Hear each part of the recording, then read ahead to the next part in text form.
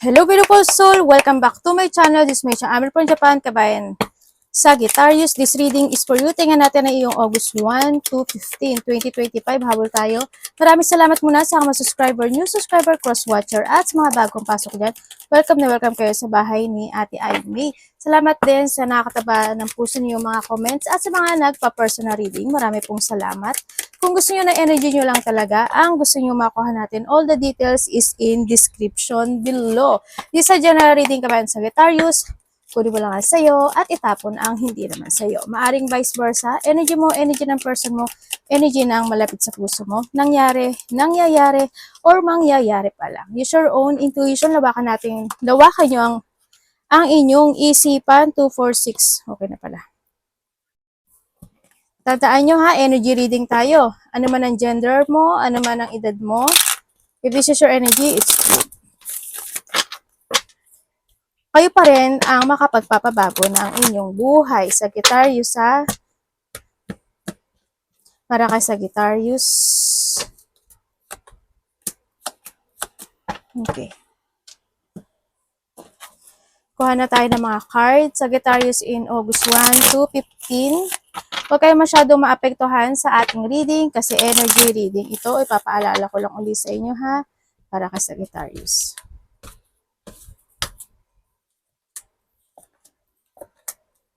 Thank you. Okay. Uy, grasshopper situations in the balance that require carefully handling. Okay, may mga bagay o sitwasyon na kailangan is always balance. Sa mga kinakain mo, sa iniinom mo, sa pera mo, no? Kung sa mga aspeto ng buhay mo yan, siyempre sa mga moody type, ganyan, isa rin yun, ano, sa nakikita ko dito. Siguro it's more on, baka iba sa inyo is, nagtitake na kayo ng more on vegetable, ganyan. Or may mga bagay na kinakailangan talaga ng careful handling situation sa buhay nyo. And this is dissatisfactions with life. Magkaroon o magkakaroon ng mga dissatisfaction na magaganap o mangyayari sa buhay mo. Kung sa mga aspeto ng buhay mo yan. Dealing or relationship with the man, maaring ikaw ito or someone into your life. Ganyan, maaring siya yung magkakaroon ka ng dissatisfaction sa kanya, or maybe this person is, they always care for you, no, for something, maaaring ganun, or ikaw ito. August is 8 hours, 8 days, 8 weeks, 8 months ago, or mangyayari pa lang, or magaganap pa lang, maaaring last year of August, or this August, or by the next August, something happen. Also, ito, problem to, no? Siguro handle yung feeling emotions, may mga iniisip, you illusioning something, may mga magaganap na pangyayaring change. There's a changes happen din actually dito sa situation na to, ganyan. May mga andun din yung pagiging illusioning or dream something, no? Sa iba sa inyo. Maaring din kasi dito na si dissatisfaction, maaring nahandin din yung situation na may mga iniisip or nagkakaroon ka man ng reflection or may mga feeling emotions situation. No? Sa iba naman sa inyo is problem kasi ito no? Problem and feeling emotion. Andito rin yung tawag dito? O di ba nawala sa intuition ko? Yung kulang kayo sa tulog, siguro marami kayo iniisip sa gabi or maybe you are night shift, maaaring ganun. May mga thinking. Meron tayong grief, no? Birth or conception of a child or enterprises. Okay, may mga new ideas o actually may mga conception, birth of conception. Siguro sa iba sa inyo, dissatisfaction with it comes to an idea, dissatisfaction when it comes to a child or pregnancy or sa iba sa inyo is trabaho, maaring ganun, hindi ka na masaya o may mga ginagawa ka na hindi ka na masaya, hindi naging masaya, may mga ganung sitwasyon na kung sa mga aspeto na yan. Or dito rin yung situation na idea ito, no? Siguro yung iba sa inyo magkakaroon na kayo ng idea na gusto niyo mag-enterprises, gusto niyo mag-business, gusto niyo na ganito. Handito rin kasi si August. Maaari may mga iniisip na kayo na bagay-bagay na gusto niyo umpisahan, no? Sa nakikita ko dito sa inyo. And meron tayong cloud again, panalo temporary problem. Okay, may mga nangyari or mangyayari mga temporary lang, no? Siguro sa iba sa inyo, may mga temporary situation happen. Ano ba yan? na pansamantala lang at maaring ito ay malulutas kaagad, no, sa iba sa inyo. Kung sa mga aspeto ng buhay mo yan. Meron tayong endorsement, merong temptation, ano, wag agad-agad, no? Ang mga Sagittarius pa naman, ano kayo madali kayong maakit or madali kayong maniwala or madali kayong mapasakay or madali kayong pagka nakakarinig kayo ng mga good things na masarap sa patenga madali kayong mapa-oo, kumbaga, no? Sinasabi dito, syempre, kumbaga dito kasi si grasshopper, kasi pwede siya maging problema kasi daging dalawa siya, oh. Pwede siya maging problema kung hindi mo pag-iisipan yung bagay o yung sitwasyon na yun, hindi ka magiging very careful to handling yung sitwasyon na yun, pwede mo ika-dissatisfaction yung bagay na yun, ano? Kung halimbawa, may have an enterprise, ganyan, o kaya meron lang tao na nag-uudyok sa'yo, maaring ganun, no? Or vice versa. Wag ka agad kailangan pag-isipan mo with the grasshopper agad kasi magiging problem siya. Kasi dalawa yung cloud o yung moon na lumabas sa'yo, no? Tapos dito pa si crack up, di ba? Kumbaga, pwedeng yun ay hindi maging maganda. O kaya, when it comes naman sa love life, ganun din, no? Mag-ingat-ingat ka lang. Mag-ingat ka na lang, no? Wag kang masyado agad na careful lang with the grasshopper, no? Timbangin mo kung dapat ba o nararapat. Wag agad na na 'di ba, grasshopper to, parang yung grasshopper 'di ba tumatalon siya. 'Di ba? Kailangan wag yung ganun situation, no? Pag-isipan mo maigi. Wag ka agad-agad papasok sa isang sitwasyon na hindi ka sigurado kung saang aspeto ng buhay mo 'yan. And syempre, we have the calm. Also, ito yung kalma, no, is time also to meditate. Maiba sa inyo, baka nagme-meditate o kaya naman andun yung situation na nagkakaroon ka na or you need ng mental peace, ganyan, baka kinakailangan na vacation ka muna or you're in vacation o may mga bagay na maaring kailangan ng inner peace sa'yo, no? Or pwede rin na kasi andito na si Idea, pero kasi lumabas si Idea, kung hindi siya lumabas si Crib, medyo okay sana. Pero dito, sabi nga dito, huwag ka masyadong maging relax. Kasi dito si endorsement, no?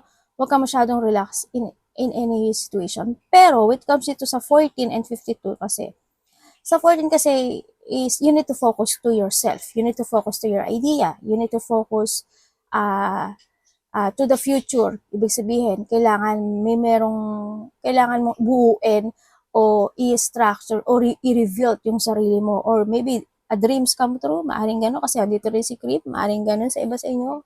Pag-isipan mong maigi. Huwag lang basta-basta na porket okay, magandang pakinggan, magandang ganito, magandang any situation, no?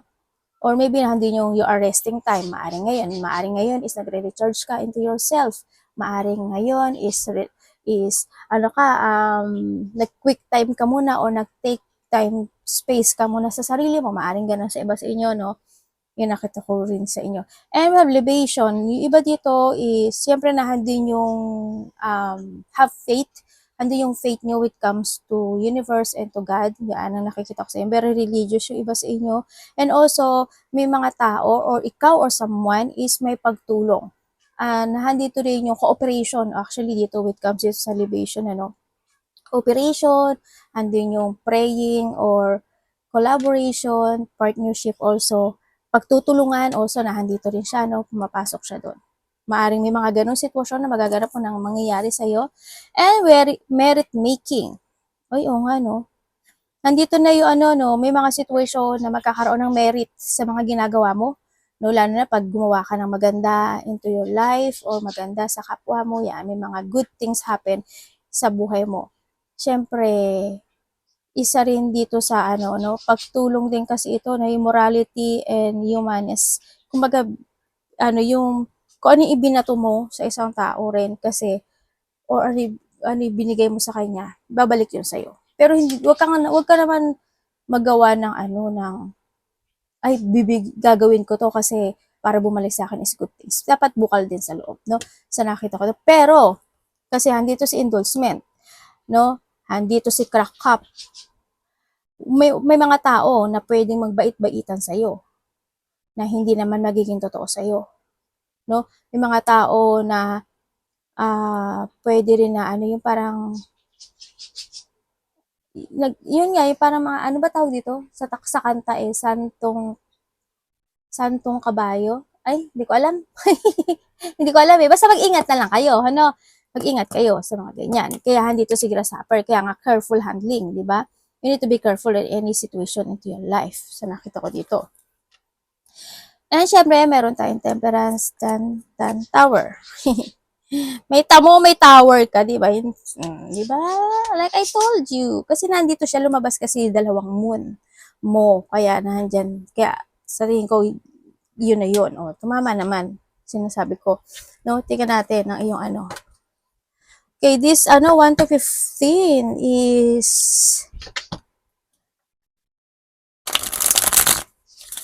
mukhang may mga situation na kailangan maghigpit, no?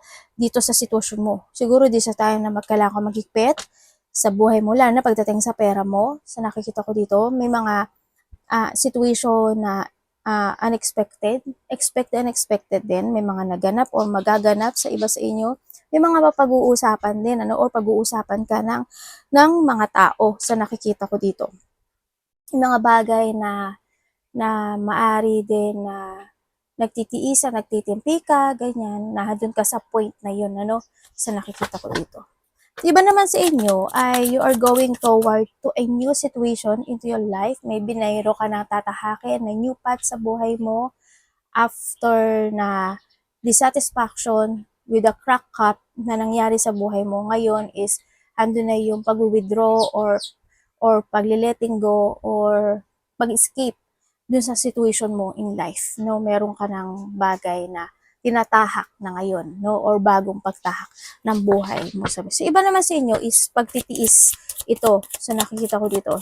Maybe you thinking, pero for a while, pansamantala, ganito muna, ganyan muna, no? May mga bagay ka muna na maaring asikasuhin mo into your life. Ay, ano ba yan? Ay, meron pala dito, Artway. There's a new opportunities, possibilities, and path opening up to you. Ito na nga yun, kasi andito rin si Crib. Ibig sabihin, ay merong magbubukas na pintuan sa'yo, going toward to your money, your coin. Ibig sabihin, may parating na money sa'yo, opportunity, money, new pathway na darating sa'yo. Tulad ko sabi kanina, di ba, there's a new pathway coming sa'yo. Yan. And syempre, nahandito rin sitwasyon na it's time to go out and have fun. Kung mga medyo na-stress ka na sa buhay mo, sabi ko nga sa'yo, calm, lumabas ka rin, enjoy your life. Sa nakita ko dito, may mga bagay na kailangan i-enjoy. Siyempre, may mga situation na enjoying of the fruit of your labor and success. May mga magaganap. Maybe may mga na involvement when it comes to sa iba sa inyo. Or may mga sitwasyon na magkakaroon na sa'yo ng clarity or magkakaroon ka na ng decision making this time na may mga actionan ka na. Yun ang nakikita ko sa iba sa inyo. And then, siguro may meron kang gustong i-correct or itama na sitwasyon sa iba, no? Is need na rin kasi siguro.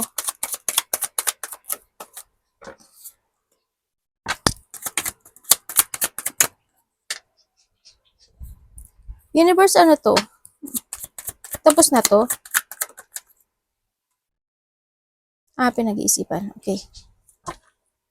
Okay, so nakikita ko sa'yo dito, meron kang new situation or there's a new project coming sa buhay mo, sa nakikita ko sa'yo. Siguro related ito sa pera or related siya sa abundance, related siya sa ikalalago ng situation. No, itong sitwasyon na to. Medyo nagkakaroon lang ng conflict in this situation kasi maaring may mga problema rin sa pera, ganyan. Meron kang gustong tahakin na isang situation with the crib, no? Enterprises, project, pagkakaperahan, any situation na nakikita ko sa dito. Maaring bagong trabaho rin sa iba, no? Ang nakikita ko dito is medyo naguguluhan ka ata o nagko-conflict ka. Maaring may mga bagay na pinag-iisipan ka, may mga bagay na sinisiyasat mo, naghahanap ka ng tamang panahon, naghahanap ka ng tama ba yung gagawin ko? Okay ba to? Dapat ba ganun? Bakit ganun? Ganun ba dapat? Anong mangyayari? May mga ganun, you're researching for something, no? Sa nakikita ko sa inyo. Meron akong retiro na nakita, maaring someone is retiring, maaring a part of the family, or maybe this is you, or someone into your life, merong retirement, or merong pag-iisip na ganun, na situation na no, sa nakita ko to. May mga bagay na nagiging urong-sulong ang decision making, maaring may mga bagay talaga na pinag-iisipan mo. At may mga bagay na iba sa inyo is handun yung pag-iisa, maaring mas gusto mo munang maging mag-isa for a while. May mga time na gano'n na gusto mo na nagmumuni-muni ka sa mga bagay-bagay mo dito sa nakikita ko dito. And syempre, may nakikita rin ako dito sa situation mo na may mga bagay na may conflict din kasi ako nakikita, no? Siguro, matagal na rin kayo nagkakaroon ng conflict dito, no? Pwedeng sa sarili mo or pwedeng a part of the family or in a relationship, kasama sa trabaho, maaaring ganun sa iba, maaaring nagkakaroon ng conflict or matagal na may hidwaan, maaaring ganun, no? Nagkakaroon ng mga disagreement situation, no? O baka may mga pinag-uusapan kayo related to a money, to a work, or to a project na nagkakaroon ng disagreement sa nakita ko dito. Ang nakikita ko rin dito sa'yo, may mga tao or maybe this is you na ayaw itong taon na to ayaw niya makapagkaroon ng pakipagkasundo sa'yo, no? When it comes to something, pwedeng related kasi ang money or pera, trabaho, gano'n.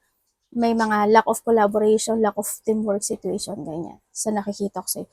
Meron din ako nakikita na pag-alis mo sa isang sitwasyon sa buhay mo, may ganun ako nakikita. Maaring aalis ka sa isang sitwasyon kasi may misalignment ako nakikita sa iyo. Maaring, halimbawa sa trabaho mo, ayaw mo na sa trabaho mo, o kaya sa relasyon mo, ayaw mo na sa relasyon mo, ganyan. O kaya in any partnership situation, maaring ganun. Ayaw mo na makipag-collab, ayaw mo na makipag-partnership, maaring magsosolo ka na lang, maaring ganito na lang. May mga ganun sitwasyon ako na nakikita sa iba sa inyo. Pero mag-ingat ka pa rin sa pera mo, ha?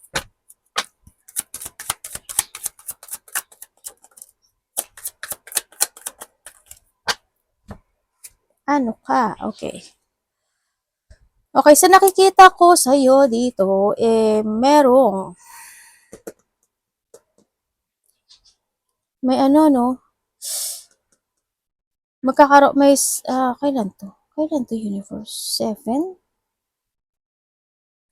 Ibig sabihin tapos na siya. Pwedeng hindi pa tapos sa iba dito, no? Siguro mangyari to within 20 days? 20 days o by October? Parang ganun? O by next? Siguro sa iba dito tapos na to. Pwede siyang before ending of this, ending ng month. Ending ng year na to. Pwedeng ganon. Or by 16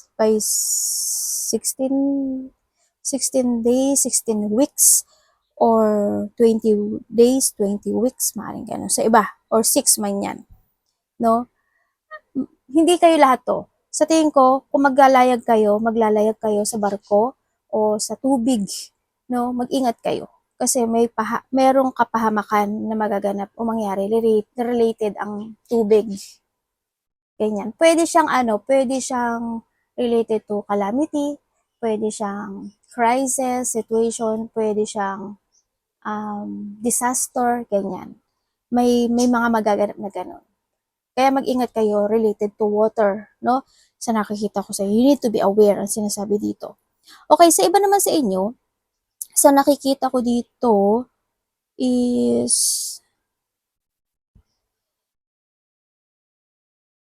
may mga situation na pagod ka na.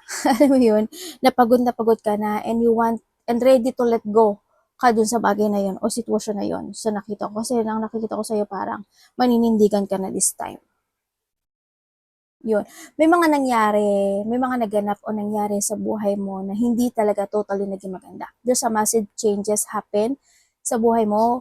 Pwede siyang sa trabaho, pwede sa relationship, or pwede sa sarili mo, no? Nagkaroon ng mga problema in life at sobrang naging mahirap o naging napagod at naging parang ayaw mo na doon. And this time, you are going toward to a calm situation. Maaring nandoon na yung sitwasyon na you're leaving behind something into your life. Or you need, no? Sa nakita ko to.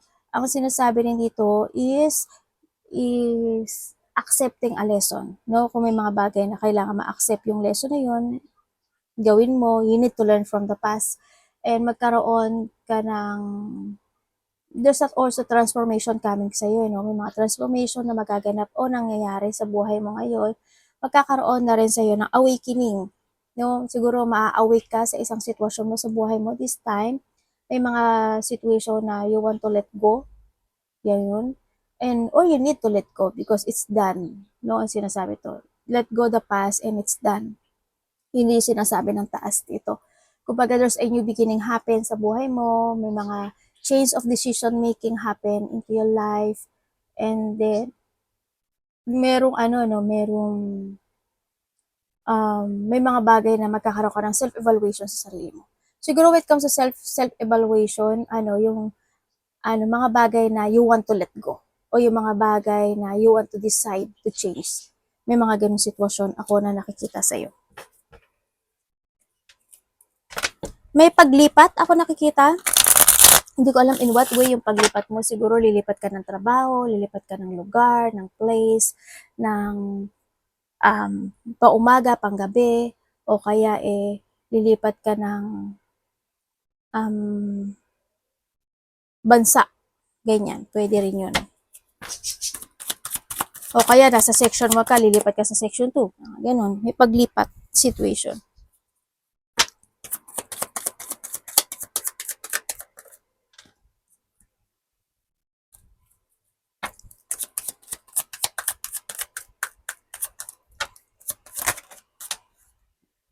Uy, nalo. Okay. Meron tao dito, no, na magaling lang siyang magsalita, pero kulang sa gawa. May tao ko nakita dito. May tao na,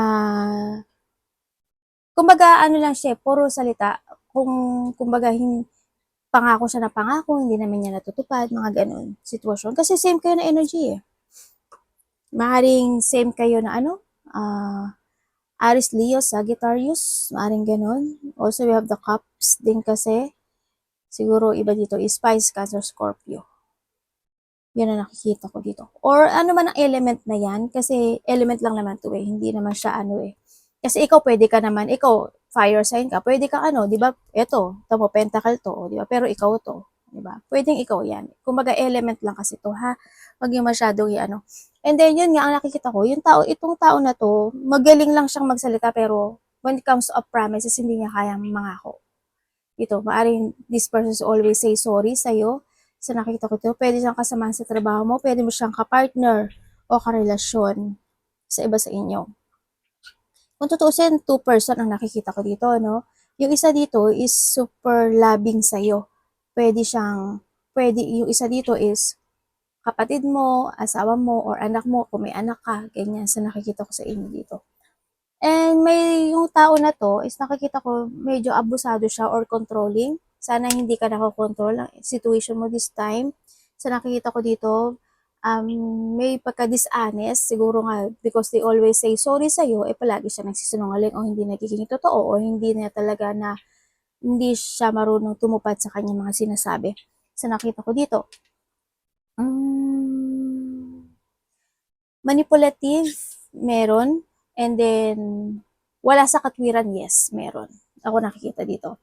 Sa iba naman sa inyo, if this is you, meron kang isang idea.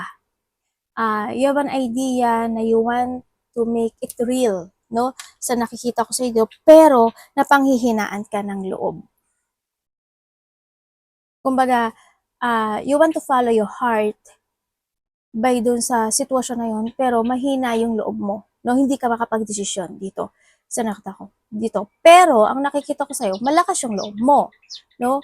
Yun nga lang, siguro, hindi ka lang makapag-desisyon. sa iba sa inyo. Yun ang nakikita ko. Maybe you're thinking pa, no? Sa nakikita ko. May taong bitter, medyo itong decision making na to, medyo nagiging mabagal, kumbaga. Siguro, pinag-iisipan mo pa talaga kasi andito siya sa dalawang to. Maaaring ganun sa iba sa inyo. Sana walang tao dito na makapagbigay sa'yo ng pabalang na salita or maging rude siya sa'yo or bastos, wala sa katwiran, masakit mong salita, ganyan. Sana walang, dito, meron ako nakikita dito.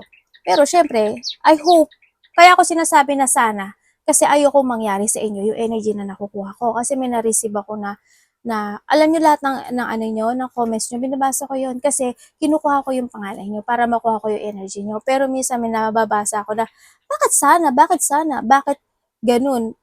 Kasi kaya ako sinasabi, explain ko kaya ako sinasabi na sana, kasi ayoko na nakuha ko yung energy niyo when it comes to a negativity or warning sign. Ayoko na makuha ko yun. Kaya nga sinasabi ko, sana hindi kayo, sana walang conflict, ganyan. Kumbaga sabi niya, bakit ka sana, ba't hindi mo na lang i-direct?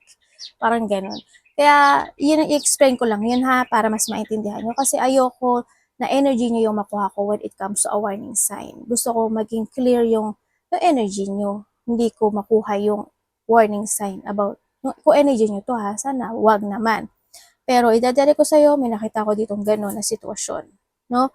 Sa mga hindi nakakaintindi. Kaya nga sabi ko, mukhang bago ka pa lang sa channel ko. Sabi ko pa gano'n sa kanya. Well, baka hindi niya nga ako kabisado, no? Sa nakita ko dito. Kaya gano'n din siya, siguro na nagsasalita. Tingnan natin si Temperance. Dito naman din, may tao na weak, lalaki. Siguro may sakit siya. So, may sakit siya sa blood. Pwede siyang high blood, pwede siyang low blood, pwede siyang diabetic, ganyan. Sa nakikita ko dito, yun. Pwede siyang may sakit sa heart also, kasi may parang daluyan siya ng ano yun? Dugo, parang ganun. Pwede siyang mga ganun part. Puso or bandang dibdib, mga ganyan. Or pwede rin na, pero weak kasi siya kaya maaari may sakit siya, no? Yun ang nakikita ko dito. Sana hindi nyo, kung sino man siya, sana hindi kayo tong energy na nakuha ko. Sabihin na naman, ano ba yan ate, palay ka na lang sana. Bala kayo sa buhay mo. Don't talk to me. Sabi ganun no? Ay, may mangyayari Unexpected. May biglang may biglang makaka-receive ka ng biglaang text message na ikakalungkot mo, na ikaka-stress mo. Maybe text message, information, or news. Ganun ang nakikita ko dito. May feeling emotions. Ako na nakikita sa'yo. Mapofocus ka sa painful na situation in life. Yan.